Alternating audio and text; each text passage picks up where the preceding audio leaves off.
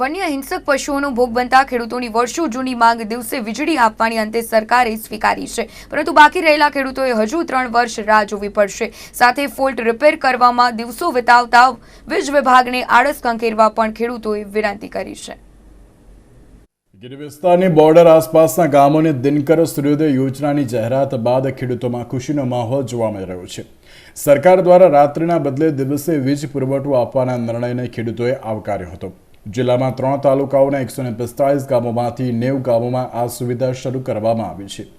હાલ અહીં વીજ ગ્રાહકો પૈકી 34,000 ગ્રાહકો પૈકી 20,000 ગ્રાહકોનો હાલ સમાવેશ કરવામાં આવ્યો છે, જે ક્રમશઃ તમામ ગ્રાહકોને આ યોજનાનો લાભ આપવામાં આવશે.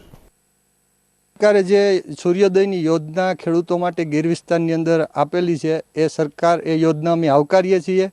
અને એની અંદર ખાસ અમુક ગામડાઓ જે હજુ સુધી નથી આવ્યા, અમુક ગામડા આવ્યા. સરકારનું 2022 સુધીમાં બધા જ ગામડા લેવાના છે ગીરના.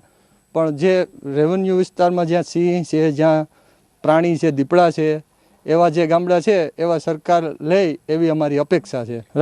રાત્રે ખેતરની અંદર પાણી ભરવામાં ખાસ સિંહ છે, દીપડા છે, વન્ય પ્રાણીઓનું ખાસ ધ્યાન રાખવું પડતું. એ આ સરકારની યોજનાને અમે આવકારીએ ને બહુ સારી યોજના છે કે રાતના પાણી નહીં વારવું પડે હવેથી. ગીર સોમનાથ અને જૂનાગઢ જિલ્લામાં મોટાભાગના વિસ્તારમાં અહીં સિંહ દીપડાઓએ રહેઠાણો બનાવ્યા છે. છેક સુરેન્દ્રનગર સુધી સિંહ દીપડાઓનો વસવાટ વધ્યો છે. ત્યારે ખેડૂતોનું કહેવું છે કે સરકારે પ્રથમ ભૂગોળ તપાસવી જરૂરી હતી, કારણ કે જિલ્લામાં કોઈ એવા વિસ્તારો નથી કે જ્યાં સિંહ દીપડાઓ ન હોય. કોસ્ટલ દરિયા કિનારા વિસ્તારમાં પણ 18 જેટલા સિંહો અને અસંખ્ય દીપડાઓએ રહેઠાણ બનાવ્યું છે.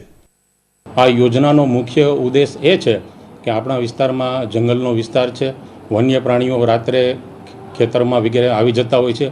પરિણામે ખેડૂતોને પાણી વાળવા જવામાં, પિયત કરવા જવામાં મુશ્કેલી હતી. અને એ લોકોની આ વર્ષો જૂની રજૂઆત હતી કે જો દિવસે 3 ફેઝ પાવર આપવામાં આવે તો રાત્રે જે અગવડતા પડે છે, જે મુશ્કેલી પડે છે, જે વન્ય પ્રાણીઓના હુમલા થાય છે, એમાંથી એ લોકો એમને એમના પરિવારને બચાવી શકે. જેથી કરીને સરકારશ્રી દ્વારા તબક્કાવાર રીતે દિનકર યોજના એટલે કે કિસાન સૂર્યોદય યોજનાનો પ્રારંભ કરવામાં આવ્યો છે. અને એનો પ્રથમ તબક્કો 24/10 તારીખથી રજૂ કરવામાં શરૂ કરી દેવામાં આવ્યો છે. તો હાલ સરકારે માત્ર ગીર સોમનાથ જિલ્લાના 3 તાલુકાઓ વેરાવળ, તલાલા અને સુત્રાપાડાના 145 ગામો પૈકી 90 ગામોનો આ સૂર્યોદય યોજનામાં સમાવેશ કર્યો છે, જેથી ખેડૂતો નારાજ થયા છે. ત્યારે 3 વર્ષમાં બધા જ ગામોને આવરી લેવાની ખાતરી આપવામાં આવી છે, પરંતુ વીજ ફોલ્ટ રિપેર કરવામાં દિવસો વિતાવવા વીજ વિભાગે આ યોજના સાથે આળસ ખંખેરવાની પણ ખેડૂતો વિનંતી કરી રહ્યા છે. મિતેશ પરમાર, નિર્માણ ન્યૂઝ, ગીર સોમનાથ.